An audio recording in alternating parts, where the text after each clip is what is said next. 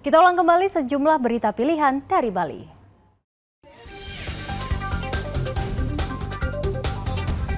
Sesosok mayat pria ditemukan di dasar Sungai Tukat Jangge, tidak jauh dari bendungan di Dusun Segara Katon, Karangasem.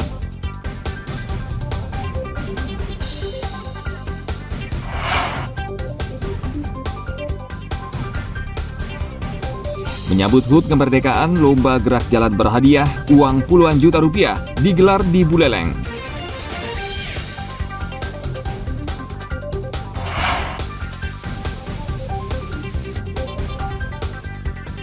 Berwisata ke air terjun Gua Raja, perpaduan wisata alam, sejarah, dan spiritual.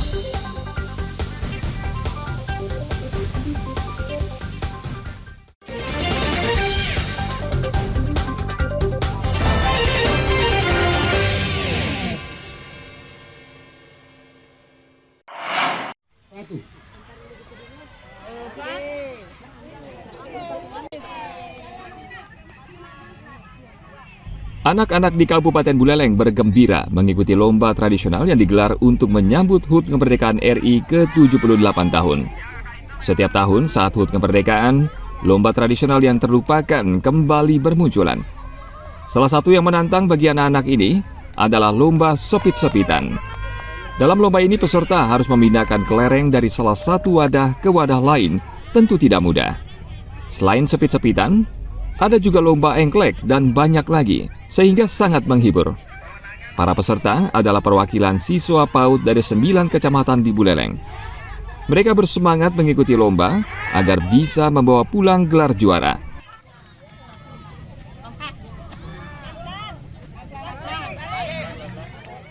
Engklek dan sepit-sepitan ini adalah suatu permainan tradisional di kalangan anak-anak yang sudah hampir ditinggalkan karena digitalisasi yang terjadi begitu cepat, ya, sehingga anak-anak semua hampir dihadapkan dengan gadget, HP, gitu kan. Nah, ini lagi kita kembangkan lagi, ditingkatkan untuk dilaksanakan di seluruh satuan-satuan pendidikan di jenjang PAUD, ya.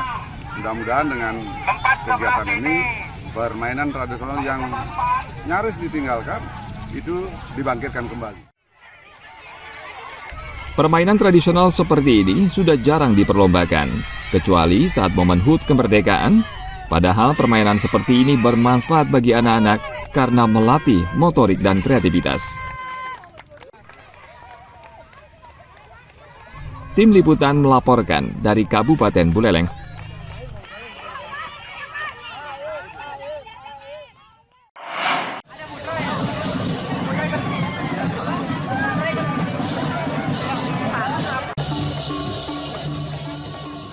Kedatangan rombongan kirap bendera pemilu 2024 dari KPU Kota Denpasar mendapat sambutan meriah dari siswa sekolah menengah atas di Kabupaten Badung. Mereka adalah pemilih pemula yang akan ikut dalam pesta demokrasi 2024 mendatang. Bendera pemilu kemudian diserahkan ke KPU Badung di Balai Budaya Girinata Mandala, Puspam Badung. Untuk menghibur tamu undangan ditampilkan tarian legong yang mengisahkan wejangan Prabu Rama kepada Wibisana tentang bagaimana harus jeli melihat rekam jejak dalam memilih pemimpin. Lalu dari Balai Budaya Girinata Mandala, kirap bendera pemilu berkeliling ke masing-masing kecamatan di Kabupaten Badung hingga 18 Agustus 2023 mendatang. Kirap pemilu diharapkan bisa meningkatkan partisipasi seluruh segmen pemilih, terutama di kawasan wisata, mulai dari Kuta Selatan, Kuta Utara, hingga Kecamatan Petang. Kita sudah targetkan 83% di Provinsi Bali ini, sehingga kalau kemarin masih 82, ya, rasanya 83, 2019 82,7 gitu. Saya kira dengan pembenahan data pemilih yang baik, kemudian dengan sosialisasi yang masif kita lakukan, ini kan jelas masif nih. Sekarang semua partai politik ikut bareng-bareng kita. Ya, semua kabupaten masuk dan semua kecamatan masuk, ini berarti bahwa sudah tidak bisa dipungkiri lagi bahwa KPU sudah melakukan sosialisasi dengan sangat-sangat masif dan terstruktur, karena kita buat dari ujung-ujung terluar Indonesia ini langsung nanti merapat di KPU RI 2 hari sebelum kampanye. Di satu sisi kami mensosialisasikan terhadap 18 partai yang menjadi peserta pemilu khususnya di Kabupaten Badung. Jadi 18 partai ini ada di Kabupaten Badung. Kemudian yang kedua, kami mengingatkan masyarakat sekarang ini kan adalah masa sudah ditetapkan adalah DPT-nya, daftar pemilih tetap. Jadi kembali dalam setiap informasi brosur yang kami sampaikan untuk cek DPT online, memastikan bahwa semua warga sudah tercatat sebagai pemilih dan mereka tahu tempat pemilihnya di TPS berapa. Selain kawasan wisata, kirap sosialisasi pemilu 2024 juga akan mendatangi pasar tradisional, pasar modern, hingga tempat-tempat keramaian warga. Ribuan brosur akan disebar untuk mengingatkan masyarakat agar mengecek DPT secara online. Dan bersama dengan itu juga akan ditanam 100 bibit pohon kelapa genjah sebagai bukti kecintaan terhadap Pertiwi. Tim Liputan melaporkan dari Kabupaten Badung.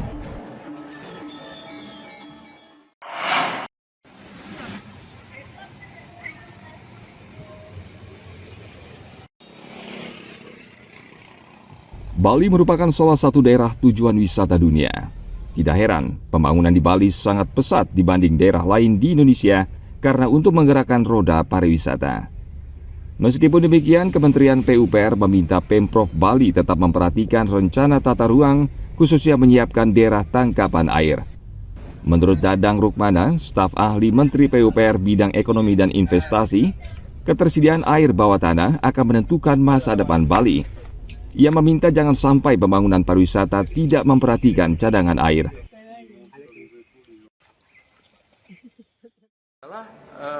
Harus patuh kepada rencana tata ruang.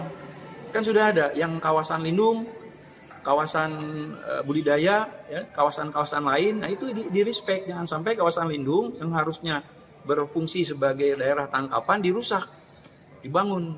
Jadi jangan mentang-mentang karena untuk kepentingan pariwisata akhirnya kepentingan lingkungan terganggu, tidak terhormati, dan saya kira itu bertentangan dengan prinsip trihita karananya masyarakat Bali gitu. Kalau Bapak melihat sumber air di khususnya di Bali masih amankah atau bagaimana Pak? Relatif masih aman lah, apalagi kita banyak melakukan berbagai upaya struktural, pembangunan embung, pembangunan jaringan irigasi, kemudian tapi yang penting kembali catchment-nya, daerah tangkapan airnya jangan dirusak. Dan saya kira Bali kearifan lokalnya juga seperti itu. Seperti diketahui, leluhur masyarakat Bali memiliki prinsip Trihita Karana. Salah satu prinsip tersebut adalah hubungan antara manusia dengan alam sekitar. Oleh karena itu sejauh ini sumber mata air di Bali bisa dikatakan masih aman karena banyak dibangun embung atau basin untuk menampung cadangan air di beberapa tempat di Bali. Ana Agung Gede Agung melaporkan dari Kabupaten Badung.